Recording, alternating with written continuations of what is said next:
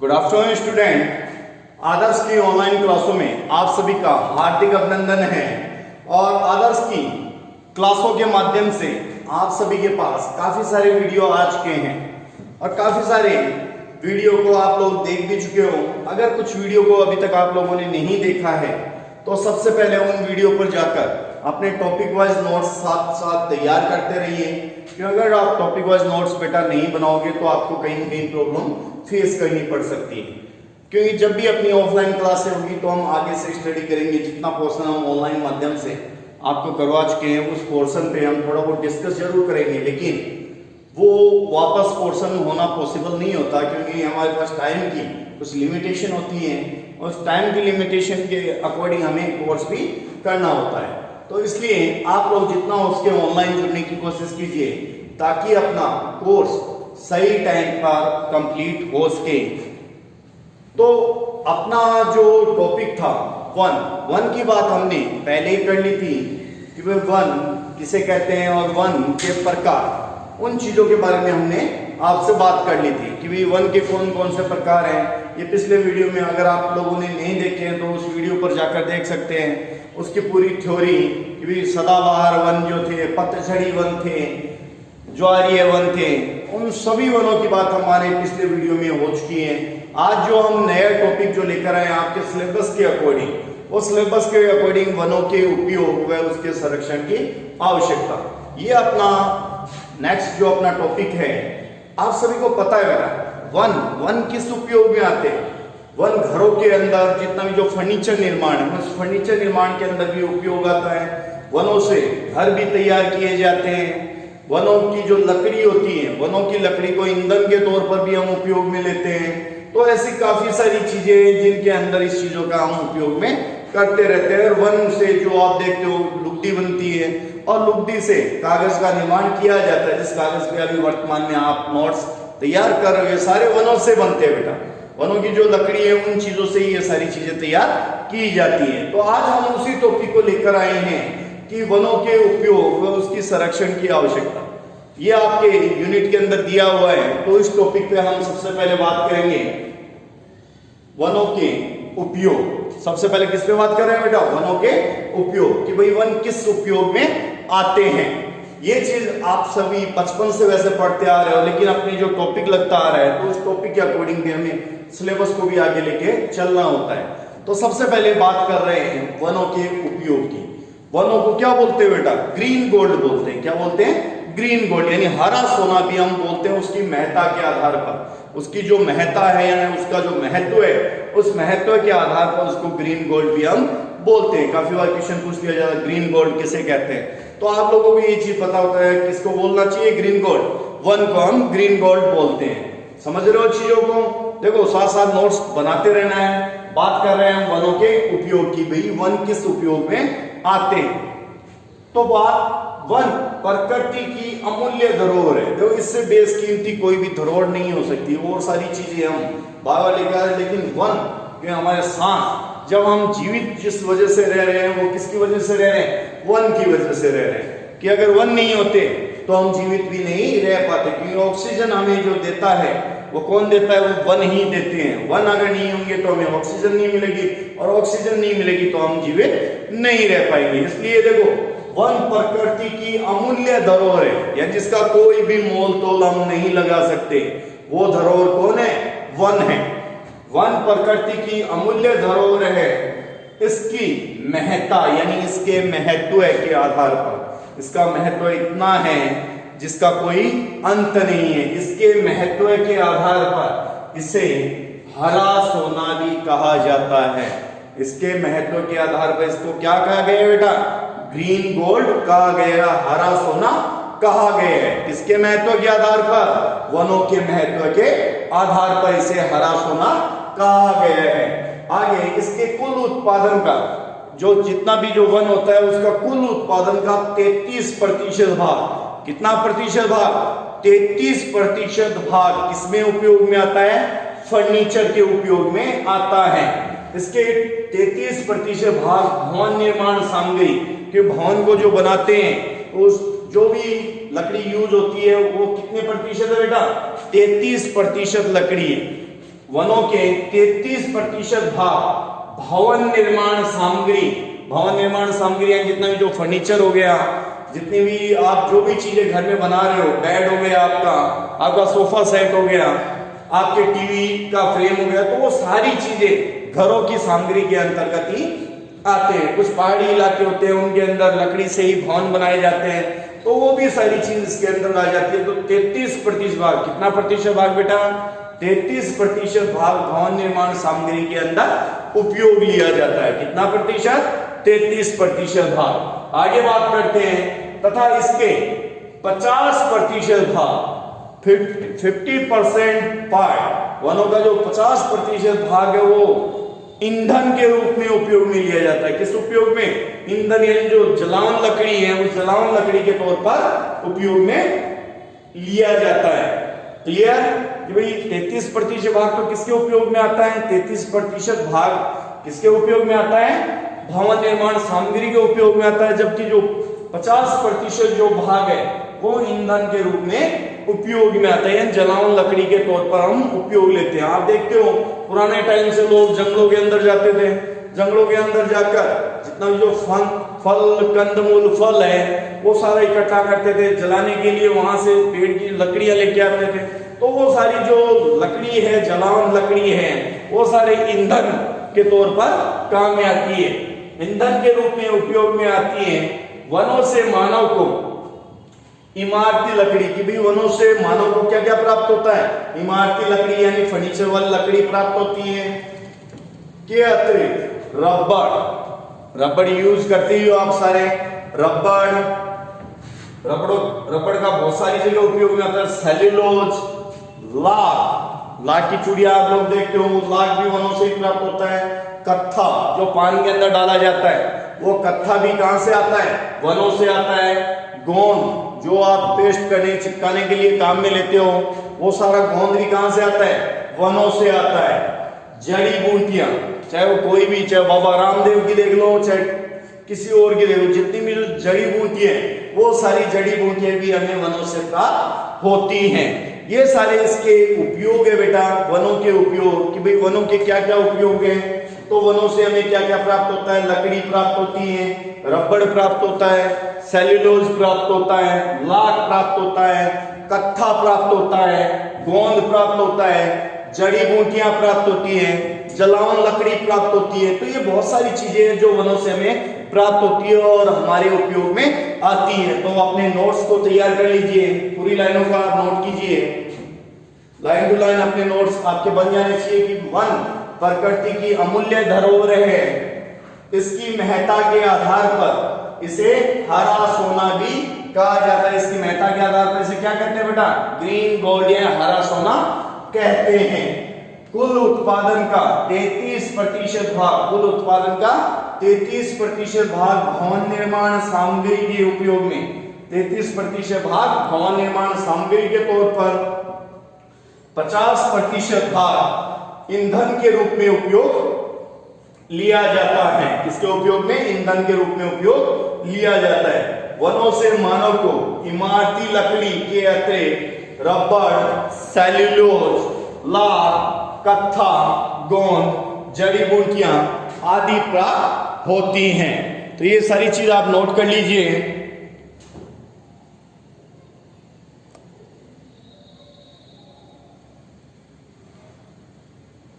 सारी चीज आपको इजीली आई थिंक दिखाई दे रही है, किसी प्रकार की प्रॉब्लम नहीं हो रही है।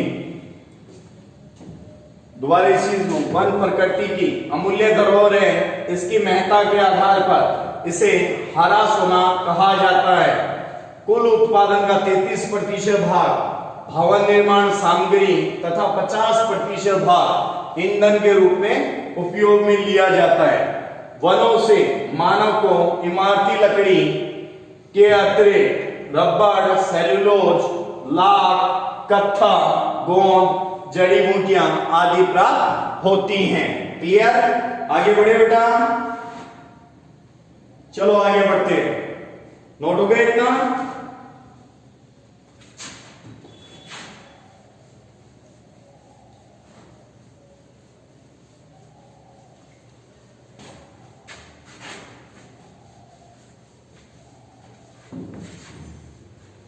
आगे फिर इसी के संरक्षण पर चलते हैं। वनों के संरक्षण की आवश्यकता या वनों के संरक्षण, इस चीज की हम बात करते हैं।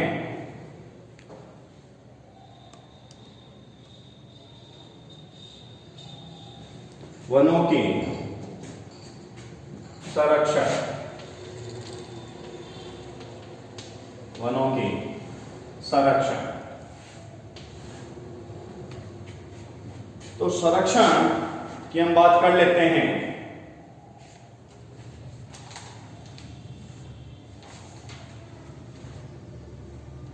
तो मनुष्य कितना भी भौतिक प्रवृत्ति का क्यों न हो, फिर भी उसके मस्तिष्क में स्वस्थ व संतुलित पर्यावरण की कल्पना जरूर रहती है, जिसमें वह निरंतर संलग्न रहता है।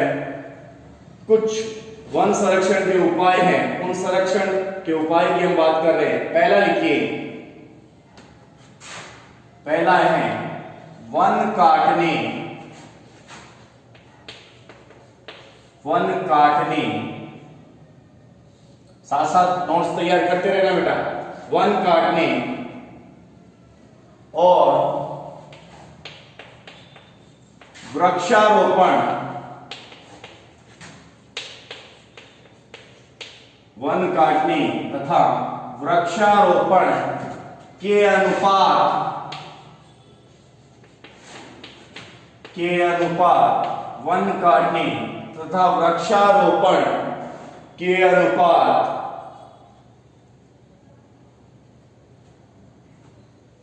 अनुपात बराबर होने चाहिए, बराबर होने चाहिए। कि भी कहने का मतलब इतना ही है अपना कि भाई अगर आप जितना वन काट रहे हो उतना ही अगर पेड़ लगा दो तो वनों का क्या हो जाता है, संरक्षण हो जाता है, इन वनों का बचाव हो जाता है। कि भाई वन अगर आप 2 काट रहे हो, 2 ही वन आप लगा देते हो, उसकी केयरिंग करते हो तो उसका संरक्षण हो जाता है। आगे लिखिए, इसमें लगाए गए वृक्षों का, लगाए गए वृक्षों का, लगाए गए वृक्षों का उस समय तक दोहन, उस समय तक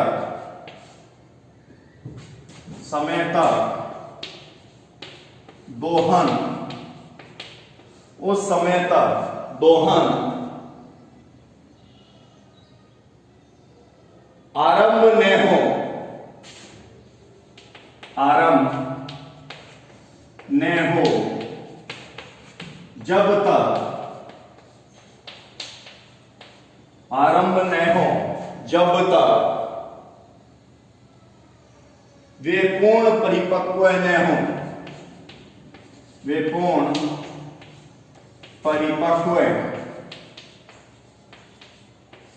न हो। क्योंकि कहने का मतलब ये है कि वन काटने, कि भाई आप 2 वन काट रहे हो और 2 वन काट रहे हो तो 2 वन यहां क्या कर दो, लगा दो, तो वनों का क्या हो जाएगा, संरक्षण हो जाएगा। वन काटने और वृक्षारोपण के अनुपात बराबर होने चाहिए। आगे, लगाए गए वृक्षों का उस समय तक दोहन आरंभ न हो जब तक वे पूर्ण परिपक्व न हो। कि भाई कोई भी आप वृक्ष लगा रहे हो और वृक्ष लगाते ही लकड़ी काटना आप क्या कर दोगे, शुरू कर दोगे, तो कहां वन का संरक्षण हुआ। तो इसका कहने का मतलब है कि भाई आप वनों का अगर संरक्षण करना चाह रहे हो तो भाई पेड़ जब आप लगा रहे हो उसका पूरा तो ध्यान रखो, और पूरा ध्यान रखो और उसका तब तक उसको उपयोग में मत लो जब तक वो एक बड़ा पेड़ न बन जाए। जब तक बड़ा पेड़ नहीं बन जाएगा, बड़ा पेड़ होने के बाद आप उसके साइड साइड थोड़ी बहुत लकड़ी आपको चाहिए वो ले सकते हो, लेकिन ये थोड़ी है कि आप जड़ से उसको काट दोगे तो उसका संरक्षण नहीं होगा। कहने का मतलब यही है इसका कि वन काटने और वृक्षारोपण के अनुपात बराबर होने चाहिए, और लगाए गए जो वृक्ष है उस समय तक उसका दोहन आरंभ न हो जब तक वह पूर्ण परिपक्व न हो, यानी पूरे बड़े सारे न हो जाए। ये पहला संरक्षण है, वन का संरक्षण। दूसरा लिखिए, वृक्षों की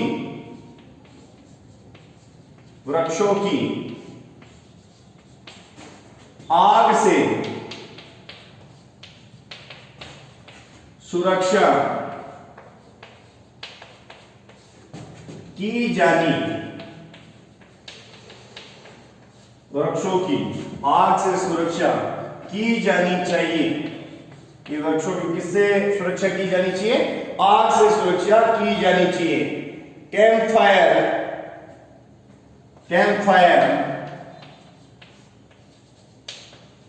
अब देखते हो बहुत सारे लोग जंगलों के अंदर जाकर कैंप फायर करते हैं। कैंप फायर शिखर आग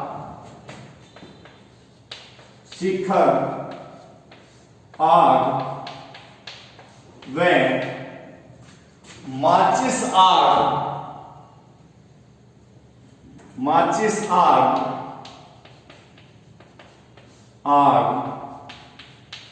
से सुरक्षा की जानी चाहिए।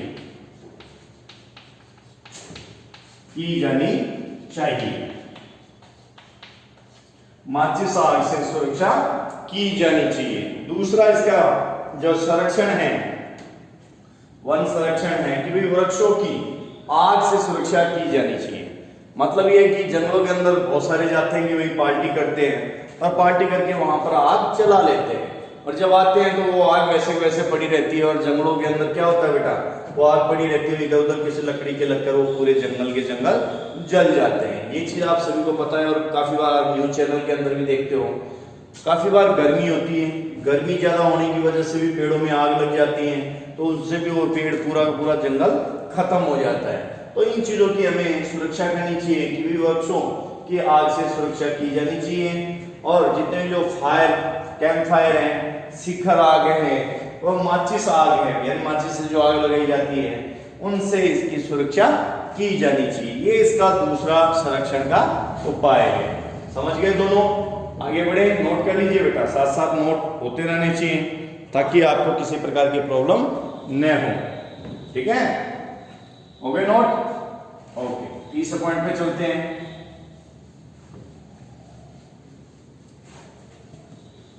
तो साथ साथ नोट्स भी आपके तैयार हो जाएंगे और आपके टॉपिक भी क्लियर हो जाएंगे। लेकिन जितना ज्यादा हो सके वीडियो को आप शेयर कीजिए अपने क्लासमेट तक। वीडियो को आप जरूर पहुंचाएं ताकि आपको और आपके क्लास में सभी के नोट्स प्रॉपर तरीके से तैयार होते रहे। तीसरा है वृक्षों की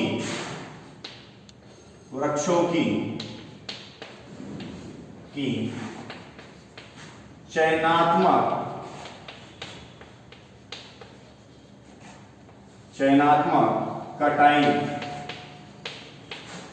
की जानी चाहिए। चयनात्मक कटाई की जानी चाहिए। वृक्षों की चयनात्मक कटाई की जानी चाहिए। चौथा लिखते हैं, ईंधन के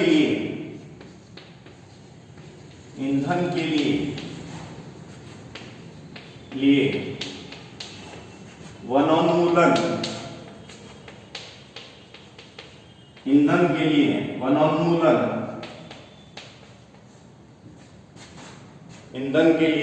वनोन्मूलन नहीं किया जाए,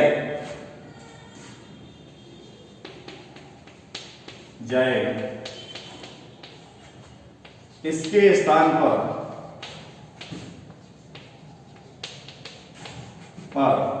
वैकल्पिक, इसके आधार पर वैकल्पिक साधनों का उपयोग किया जाए।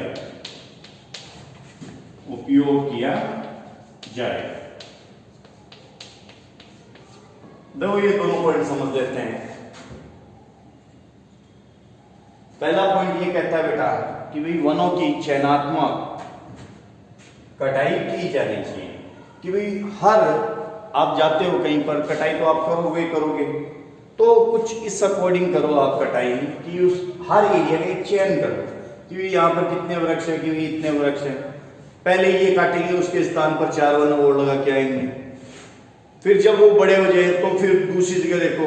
ऐसे नहीं होगी आप एक ही जगह पर एक ही एरिया काटना शुरू कर दो, तो ऐसा कुछ नहीं होना चाहिए। इसलिए वनों के संरक्षण के लिए ये बात है कि भाई वनों की चयनात्मक कटाई की जानी चाहिए, कि चयन करके उसकी कटाई की जानी चाहिए। फिर बात करते हैं नेक्स्ट पॉइंट की कि भाई ईंधन के लिए वनोन्मूलन नहीं किया जाना चाहिए। कि भाई जो भी आप ईंधन है जलाने के लिए जो लकड़ी यूज में लेते हो, उस लकड़ी का उपयोग आप न करो, क्योंकि जितनी ज्यादा आप लकड़ी का उपयोग करोगे एक दिन तो जितने भी जो वन है वो सारे खत्म हो जाएंगे, तो फिर क्या करोगे बेटा। तो इसलिए आप लकड़ी के स्थान पर कुछ वैकल्पिक साधनों का उपयोग करो। आजकल तो बहुत सारे सोर्स है कि भाई गैस है, प्राकृतिक गैस है, उस प्राकृतिक गैस का उपयोग करके आप यूज ले सकते हो। जो गोबर गैस है, गोबर गैस के द्वारा आप ईंधन की प्राप्ति कर सकते हो। तो लकड़ी को छोड़कर आप इन दूसरे जो वैकल्पिक सोर्स है, इन वैकल्पिक सोर्स का उपयोग करें ताकि वनों को हम बचा सकें। फिर नेक्स्ट जो अपना पॉइंट है उस पर बात करते हैं, ये दोनों नोट कर लीजिए बेटा। तीसरा चौथा पॉइंट नोट हो गया।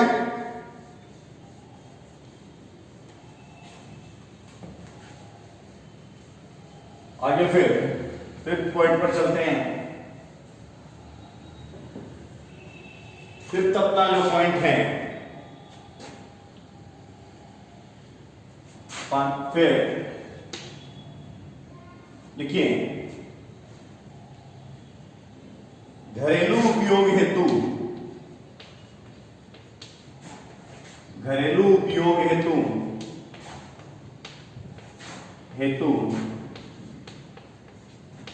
लकड़ी का, घरेलू उपयोग हेतु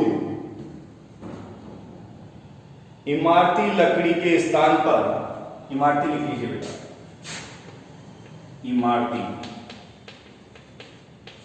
इमारती लकड़ी के स्थान पर,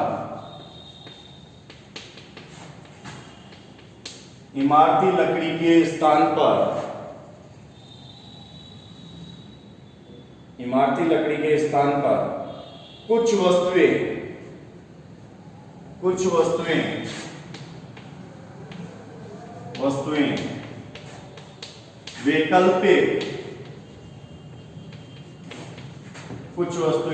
वैकल्पिक भी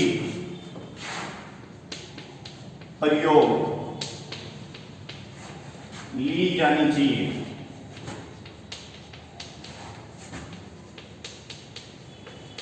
वैकल्पिक भी प्रयोग ली जानी चाहिए। क्लियर। छठा, पुनः वनीकरण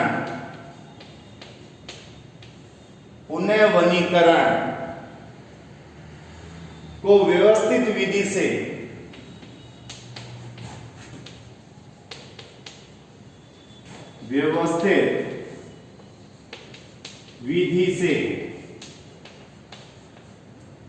पुनः वनीकरण को व्यवस्थित विधि से विकसित किया जाए,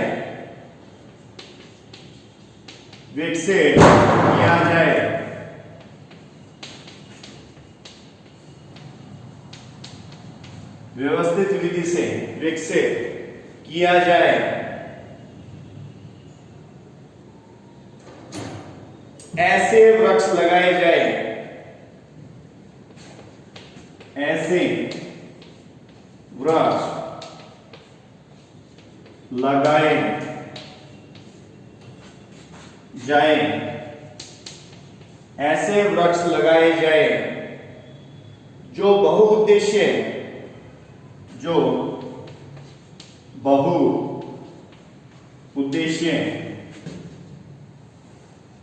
व शीघ्र बढ़ने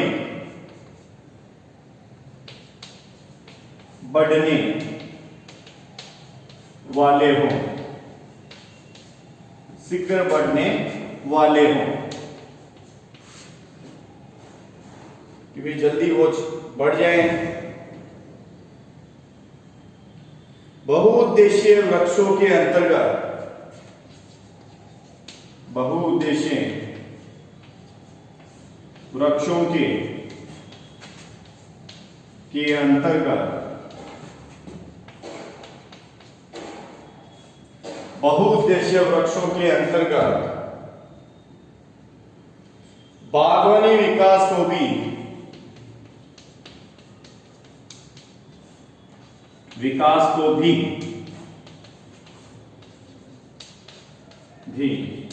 बढ़ावा दिया जाए, बढ़ावा दिया जाए, विकास को भी बढ़ावा दिया जाए। नोट कीजिए इसे, समझ लीजिए। घरेलू उपयोग हेतु इमारती लकड़ी के स्थान पर कुछ वस्तुएं वैकल्पिक प्रयोग में भी ली जानी चाहिए। कि भाई जो भी आप घरेलू लकड़ी घर के अंदर फर्नीचर में उपयोग करते हो या फिर घर को बनाने के उपयोग में करते हो, तो उसके स्थान पर आप कोई दूसरी चीज भी उपयोग साथ साथ लेते रहे ताकि पेड़ों का बचाव हो सके। छठा पॉइंट कह रहा है कि पुनः वनीकरण को व्यवस्थित विधि से विकसित किया जाए और ऐसे वृक्ष लगाए जाए जिससे बहुत उद्देश्य वे शीघ्र बढ़ने वाले हों, ताकि इससे बहुत सारे उद्देश्यों की एक साथ पूर्ति की जा सके। ये बात हुई 6 पॉइंटों की, अपने नोट करते चलिए। फिर आगे बात करते हैं नेक्स्ट पॉइंट की। नेक्स्ट पॉइंट अपना है, हो गया नोट ये,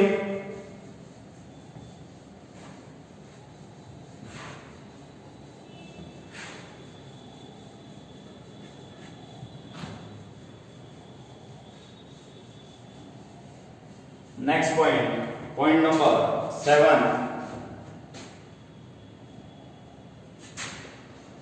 देखिए, पारिस्थितिकी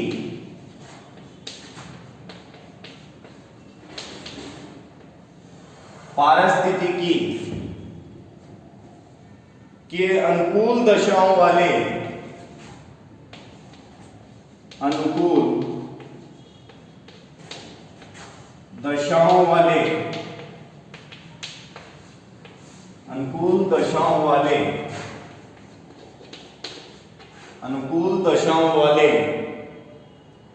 वृक्षों का रोपण किया जाए, वृक्षों का रोपण किया जाए, वृक्षों का रोपण किया जाए, रोपण किया जाए ताकि जीवितता प्रतिशत ज्यादा हो, ताकि जीवितता प्रतिशत ज्यादा हो। 8वां पॉइंट लिखिए, वनों के लाभ व हानियों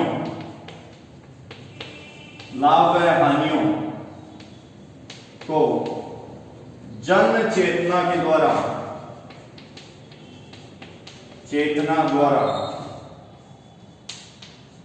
या जन हानियों को जन चेतना द्वारा बढ़ाया जाए,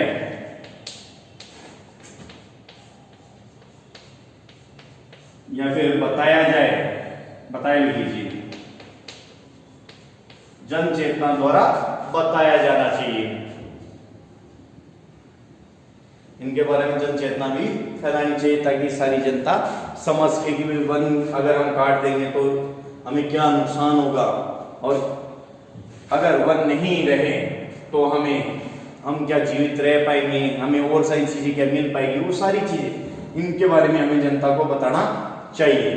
पारिस्थितिकी के अनुकूल दशाओं वाले वृक्षों का रोपण किया जाना चाहिए ताकि जीवितता प्रतिशत भी क्या रहे, ज्यादा रहे, जीवितता प्रतिशत भी ज्यादा रहे। नेक्स्ट है, वनों के लाभ व हानियों को के द्वारा लोगों को जन चेतना या लोगों में जन चेतना को फैलाया जाना चाहिए। क्लियर? नोट हो गया? ओके बेटा, 8 पॉइंट अपने बात कर लिए हैं, 2 पॉइंटों की और कर लेते हैं। तो ये चीज बेटा आपको आपके नोट साथ साथ तैयार हो जाना चाहिए। 9वां जो अपना पॉइंट है, 9वां सामाजिक वानिकी, सामाजिक वानिकी व कृषि वानिकी, कृषि वानिकी, सामाजिक वानिकी व कृषि वानिकी जैसी योजनाओं को, जैसी योजनाओं को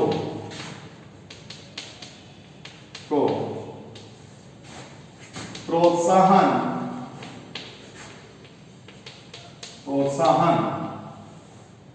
दिया जाना चाहिए, दिया जाना चाहिए। क्लियर? कि सामाजिक वानिकी और कृषि वानिकी जैसी योजनाओं को प्रोत्साहन दिया जाना चाहिए। 10वां लिखिए, राष्ट्रीय वन नीति, जो राष्ट्र के द्वारा जो तैयार वन नीति है के अनुरूप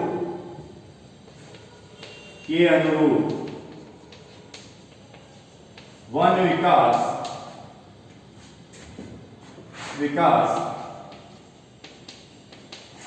किया जाना चाहिए।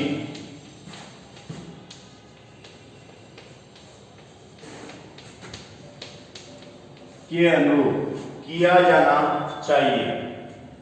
क्लियर? एक और लिख सकते हैं, वन संरक्षण के नियमों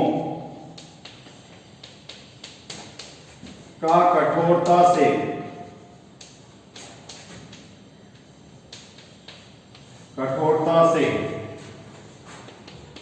पालन किया जाए, पालन किया जाए, का कठोरता से पालन किया जाए। तो 11 पॉइंट हमने बात कर लिए हैं वन संरक्षण के बारे में। नेक्स्ट जो अपना है सामाजिक वानिकी व कृषि वानिकी जैसी योजनाओं को प्रोत्साहित करना चाहिए। उसके बाद राष्ट्रीय वन नीति के अनुरूप वन विकास किया जाना चाहिए।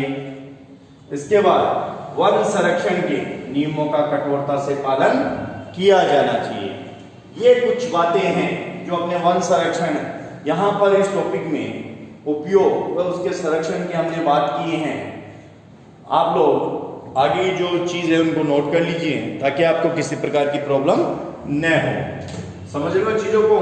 अपन ने यहाँ पर अपने पूरे टॉपिक को कंप्लीट कर लिया और सेकंड यूनिट इसके साथ लगभग अपनी कंप्लीट हो चुकी है।